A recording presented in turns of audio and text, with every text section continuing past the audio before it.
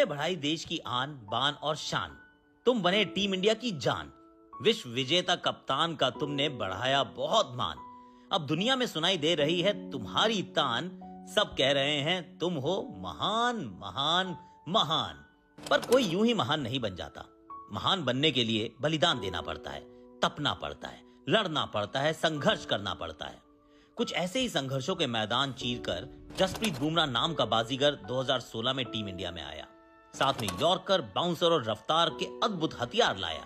उसका bowling action अनोखा था, उसका गेंद डालने का तरीका चौखा था। विकेट लेने के लिए हमेशा वो भूखा था और इसी भूख ने बुमराह के नाम के साथ 9 साल के करियर में वर्ल्ड चैंपियन का तमगा जोड़ दिया। पूरे देश को वर्ल्ड कप में बुमराह के प्रदर्शन पर नाज है, पर यह उनका आज है।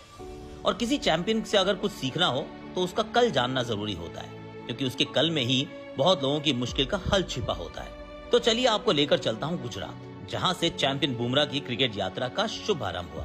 जसप्रीत बुमराह के पिता जसबीर सिंह गुजरात में बिजनेसमैन थे और वहीं मां दलजीत स्कूल में टीचर थी। बुमराह सिर्फ 7 साल के थे जब उनके सर के ऊपर से पिता का साया उठ गया। पिता के अचानक निधन से परिवार पर दुख का पहाड़ टूट पड़ा। परिवार को आर्थिक तंगी से भी जूझना पड़ा। कभी बुमराह के लिए अच्छे जूते खरीदने के लिए पैसे नहीं होते थे, तो कभी दूसरे छोटे छोटे सामान के लिए संघर्ष करना पड़ता था। पर बुमराह की मां ने हार नहीं मानी। उन्होंने जिंदगी में लड़ने का फैसला किया। स्कूल में टीचिंग के अलावा बुमराह की मां ने ट्यूशन लेनी शुरू की। बच्चों की परवरिश के साथ साथ उन्होंने अपनी पढ़ाई भी जारी रखी। स्कूल के प्राइमरी विंग की प्रिंसिपल बन गई। इधर मां ने निर्माण हाई स्कूल की बागडोर अपने कंधों पर संभाल ली, तो उधर अहमदाबाद के इसी स्कूल में पढ़ रहे बेटे जसप्रीत बुमराह ने कंधों पर क्रिकेट का किट बैग टांग लिया और दिलो दिमाग में क्रिकेट में करियर बनाने का सपना पाल लिया। हालांकि बुमराह की मां को क्रिकेट से ज्यादा लगाव नहीं था, क्योंकि उन्हें क्रिकेट में कामयाबी की गारंटी काफी कम दिख रही थी।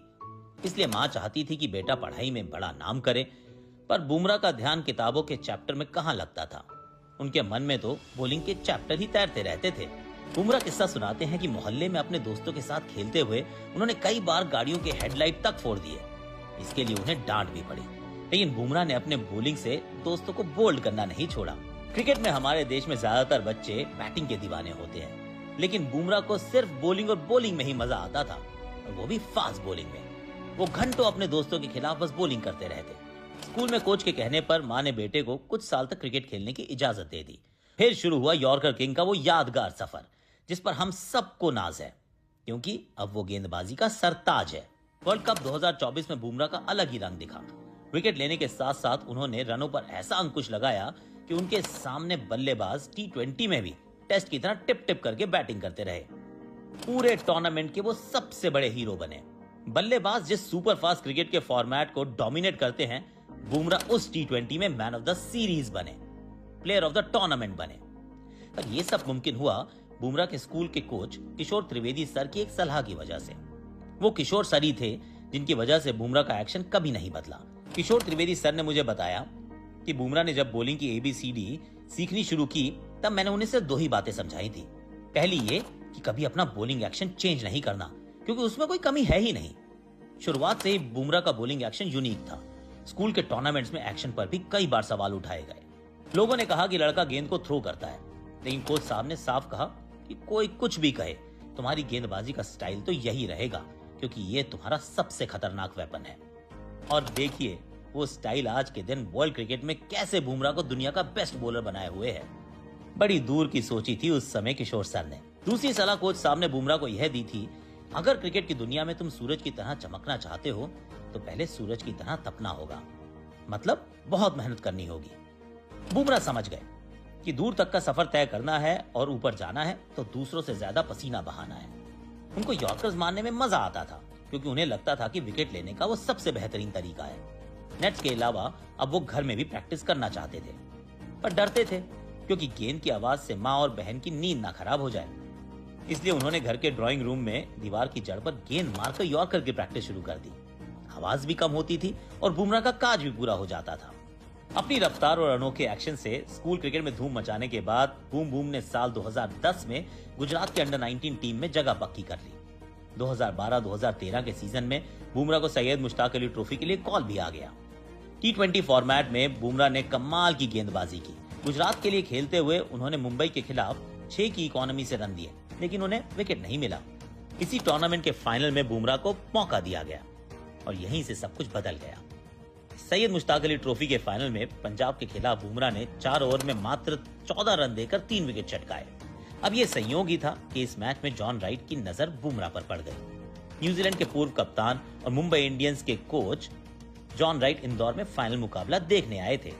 कुछ दिन बाद बुमराह को मुंबई इंडियंस से फोन आया और 19 साल की उम्र में मुंबई इंडियंस ने ब्रेक भी दे दिया। बुमराह ने ये खबर सबसे पहले अपनी मां को दी थी। उनकी मां बहुत खुश हुई और उन्होंने बेटे से कहा कि जाओ, अब तुम पूरा फोकस क्रिकेट पर करो। मां से आशीर्वाद लेकर बुमराह मुंबई के लिए निकल पड़े। बुमराह बताते हैं कि ये उनके लिए नया था। घरेलू क्रिकेट से सीधा वो सचिन तेंदुलकर, रिकी पॉन्टिंग जैसे लेजेंड्स और रोहित शर्मा और हरभजन सिंह जैसे सीनियर खिलाड़ियों के बीच पहुंच गए। पर आगे राह आसान नहीं थी। बुमराह का रॉयल चैलेंजर्स बेंगलुरु के खिलाफ डेब्यू हुआ। मैच में गेंदबाजी के लिए मौका मिला तो पहले ही ओवर में सामने थे अपने पीक पर चल रहे विराट कोहली।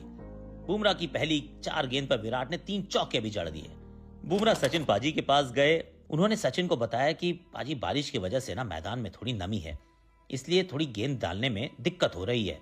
सचिन ने बुमराह को समझाया कि इन छोटी छोटी चीजों पर ध्यान मत दो और गेंदबाजी पर पूरा फोकस करो। पाजी से मिले कॉन्फिडेंस का नतीजा यह हुआ कि बुमराह ने आईपीएल करियर के पहले ओवर की 5वीं गेंद पर विराट कोहली का विकेट ले लिया। डेब्यू मैच में बुमराह को कुल 3 विकेट मिले। पर अगले 3 साल बुमराह मुंबई इंडियंस के फुल टाइम हिस्सा नहीं बन पाए क्योंकि टीम में कई सीनियर गेंदबाज थे, इसलिए बुमराह अंदर बाहर होते रहे। पर आईपीएल 2016 में बुमराह ने कमाल की गेंदबाजी की। सीजन में उन्होंने 15 विकेट लिए और इसके बाद हर सीजन में वो मुंबई इंडियंस की पहली पसंद बन गए। उधर 2016 में ही भुवनेश्वर कुमार को चोट लगने के बाद टीम इंडिया से भी बुमराह को बुलावा आ गया। 2 साल में क्रिकेट सर्कल्स में सब बुमराह के नाम से वाकिफ हो चुके थे, लेकिन अभी बेस्ट बॉलर वाला टैग मिलना बाकी था। फिर आया 2019 का वर्ल्ड कप। भारत का सफर सेमीफाइनल तक जाकर रुक गया, पर बुमराह 18 विकेट के साथ हीरो बन चुके थे। सचिन तेंदुलकर ने बुमराह को दुनिया का बेस्ट बॉलर तो महेंद्र सिंह धोनी ने उन्हें नई खोज बताया। टेस्ट मैचों में भी ऑस्ट्रेलिया से लेकर इंग्लैंड जाकर बूम ने अपनी धूम मचाई। बीच बीच में चोटों का दौर भी आया, लेकिन बुमराह और मजबूती के साथ वापस लौटे। 2022 में बैक इंजरी ने उन्हें काफी परेशान किया। करीब 1 साल तक वो क्रिकेट से दूर भी रहे। वो 2022 के T20 वर्ल्ड कप में हिस्सा भी नहीं ले पाए, पर जब लौटे तो टीम इंडिया को वर्ल्ड कप 2023 के फाइनल तक का सफर भी करवाया।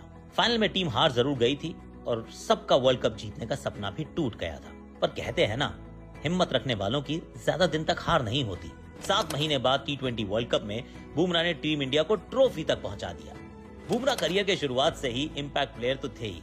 शुरू के ओवर्स में विकेट निकालना और स्लॉग ओवर्स में अपने यॉर्कर से रनों पर अंकुश लगाने की उनकी ताकत को तो सबने पहचान लिया था, लेकिन 2024 वर्ल्ड कप में उनका अलग ही जलवा देखा। मैच के अहम मौकों पर विकेट निकालने के साथ साथ उन्होंने T20 जैसे फॉर्मेट में सिर्फ 4 की इकोनॉमी से रन दिए। उनका ये प्रदर्शन देखकर दिग्गज कह रहे हैं कि वो अपने करियर के पीक पर हैं। बुमराह आज के दिन हॉट फेवरेट बने हुए हैं और दुनिया उन्हें गेंदबाजी का गोट कह रही है। गोट माने ग्रेटेस्ट ऑफ ऑल टाइम।